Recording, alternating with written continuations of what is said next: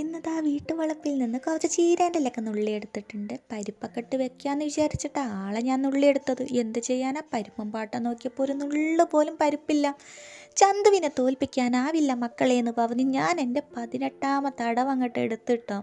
അപ്പോൾ അതാ പരിപ്പ് എടുക്കുന്ന അതേ അളവിൽ 1.5 പിടി ചെറുപയർ എടുത്ത് കഴുകി ഇതിലേക്ക് ആവശ്യത്തിനുള്ള വെള്ളവും മഞ്ഞൾപ്പൊടിയും ഉപ്പും ചേർത്ത് അടച്ച് വെച്ച് നമുക്ക് വേവിച്ചെടുക്കാം. ഇതിലേക്ക് അരിഞ്ഞു വെച്ച ചീരയും 3 പച്ചമുളകും കൂടി ചേർത്ത് ഒന്ന് വേവിച്ചെടുക്കാട്ടോ. അപ്പോൾ ഇലക്കവകൾ ഒത്തിരി അങ്ങ് വെന്ത് പോകരുതെന്ന് നിങ്ങൾക്ക് അറിയാലോ.